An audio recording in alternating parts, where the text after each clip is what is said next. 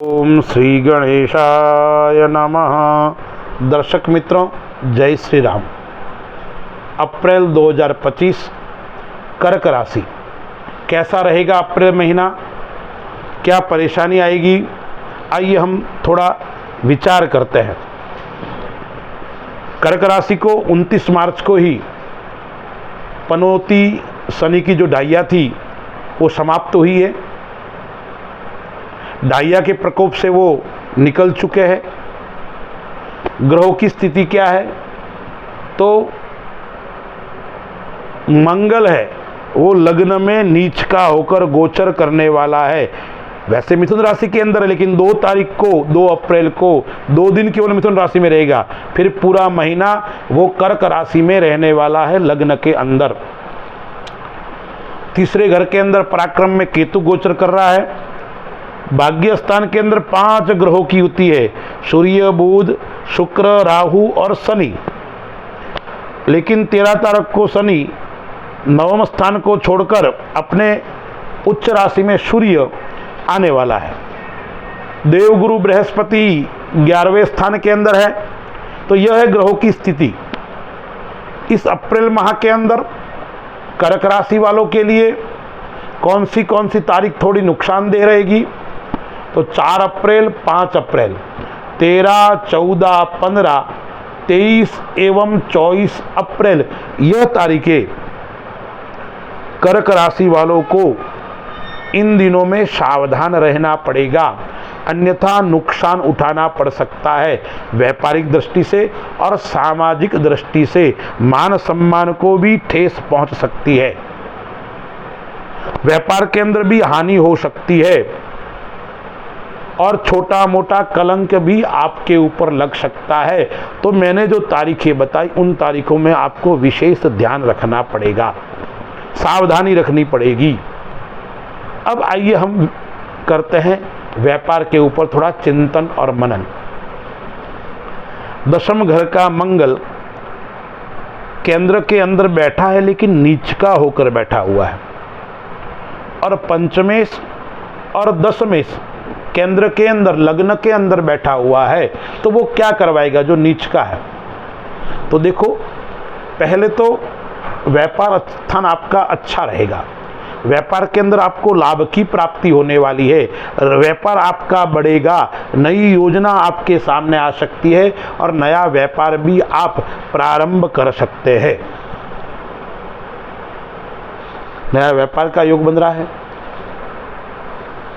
और थोड़ा ध्यान क्या रखना है? व्यापार के साथ में आपके गुस्से के ऊपर आपको कंट्रोल रखना पड़ेगा, अन्यथा बना हुआ काम बिगड़ सकता है। यदि आप विदेश संबंधी कोई काम करते हो तो भी लाभ होने वाला है, लेकिन इस अप्रैल माह के अंदर आपको ध्यान इतना ही रखना है, गुस्से के ऊपर आपको कंट्रोल करना है। आपका स्वभाव उग्र बनेगा और उग्र वो आपको परिवार के अंदर भी परेशानी कर सकता है और सामाजिक और व्यापार की दृष्टि से भी थोड़ी परेशान कर सकता है। अब और विचार करते हैं हम कि जो व्यक्ति मशीनरी का काम करते हैं, जो व्यक्ति इलेक्ट्रिक आदि सब का काम करते हैं, उनके लिए थोड़ा अप्रैल माह मध्यम रहने वाला है। उनको इतनी विशेष सफलता प्राप्त होने वाली नहीं है। नौकरी करते हैं, नौकरी वालों के लिए समय अच्छा है। नौकरी के अंदर प्रमोशन का भी योग है और नौकरी के अंदर स्थान परिवर्तन का भी योग है। और जिस क्षेत्र में आप नौकरी करते हैं उसके अंदर आपका दबदबा, आपका मान सम्मान भी रहेगा और आपकी बात आपके अधिकारी मानेंगे। 5 ग्रहों की युति है। सूर्य 13 तारीख को यहाँ आ रहा है, तो 13 तारीख तक आपका पिताजी है, आपके गार्जियन है, दादा दादी है, उनका स्वास्थ्य थोड़ा नरम गरम रहेगा। 13 तारीख के बाद में उनका स्वास्थ्य अच्छा और शुभ रहेगा। आपके लिए चिंता करने की आवश्यकता नहीं है और परिवार से भी आपका लगाव बढ़ेगा। बुध नीच का है, शुक्र उच्च का है, द्वादशेश और पराक्रमेश भाग्य स्थान में बैठा हुआ है। तो भाग्य के अंदर बढ़ोतरी होने वाली है। भाग्य आपका बढ़ेगा, काम आपके बढ़ेंगे, नई नई आपको शुभ समाचार मिलेंगे, पराक्रम आपका बढ़ेगा। और एक बात का आपको थोड़ा ध्यान रखने पड़ेगा, इन अनुकूल परिस्थितियों के अंदर अहंकार आपको नुकसान कर सकता है, इसलिए अहंकारी आपको नहीं रहना है। अपनी जमीनी स्तर पे आपको काम करना है, जहां से आप उठे उसको बार बार याद करना है, उसको भूलना नहीं है। कि आपको अहंकार आ गया तो आपके लोग आपसे दूर हो सकते हैं, मित्र दूर हो सकते हैं, और आपके लिए यह थोड़ा हानिकारक रहेगा, उसका विशेष ध्यान रखना पड़ेगा। अब विद्यार्थियों की दृष्टि से देखते हैं तो कर्क राशि वाले जो विद्यार्थी है उनको इस अप्रैल माह के अंदर चिंता करने की आवश्यकता है। आपके लिए समय अनुकूल और श्रेष्ठ है, आपको सफलता की प्राप्ति होगी। जीवन साथी की दृष्टि से देखते हैं तो गुरु की दृष्टि है वो उच्च की होकर है, अरे नीच की है, मंगल की दृष्टि उच्च की है। एक दृष्टि नीच की है और एक दृष्टि उच्च की है 7वें घर के ऊपर। तो इसका प्रभाव क्या रहेगा? तो जीवन साथी के साथ में आपका प्रेम तो रहेगा, लेकिन दोनों का अहंकार टकराएगा, उसके कारण आपको परेशानी हो सकती है। इसलिए अहंकार को दूर रखना है, समझदारी पूर्वक सामंजस्य जीवन चलना है। यदि दोनों ने समझदारी रख दी, दोनों ने अपनी अपनी बात के ऊपर ज़्यादा अहंकार नहीं किया, मेरी बात रहनी चाहिए, यह भाव नहीं रहेगा, तो कोई चिंता करने की आवश्यकता है।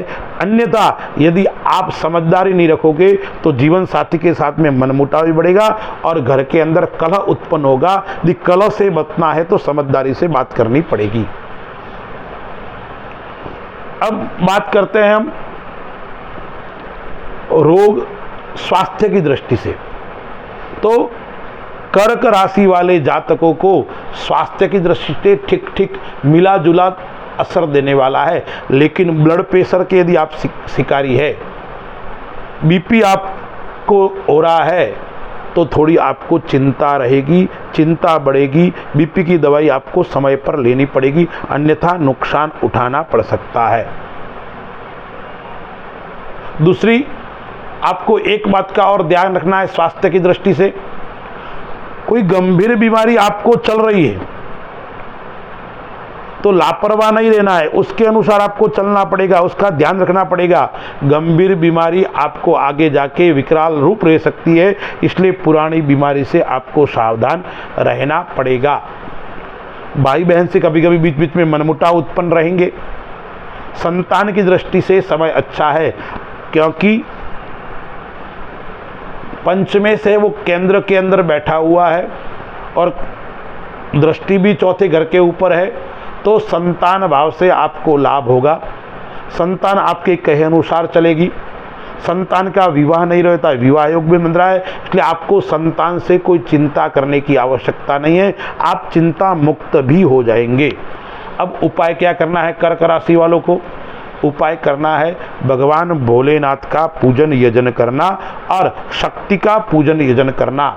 देखिए नवरात्रि का महापर्व आ रहा है, नवरात्रि का पर्व भी है और आपका जो उपास्य देव है वो भगवान शिव है, तो शिव और शक्ति की उपासना करना यह आपके लिए श्रेष्ठ रहेगा। सोमवार के दिन शिव मंदिर में जाकर प्रतिदिन भगवान शिव को पंचामृत अर्पण करो, सोमवार के दिन भी अर्पण करो। बिल्वपत्र, गुलाब का पुष्प, दुर्वा, आग का पुष्प भगवान को अर्पण करो और मृत्युंजय मंत्र का आपको आता है तो 108 बार भगवान शिव के सामने बैठकर आपको पाठ करना है।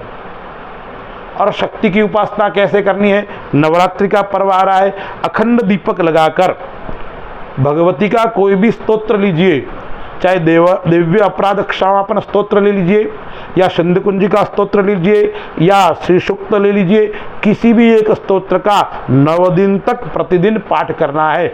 और रामनवमी आएगी तब साथ में राम रक्षा स्तोत्र का भी आपको पाठ करना है। यह करोगे तो आप अच्छी ऊंचाइयों को प्राप्त करोगे, आपको धन की भी प्राप्ति होगी, विद्या की भी प्राप्ति होगी और आपकी मनोकामना परिपूर्ण होगी। अस्तु। जय श्री राम।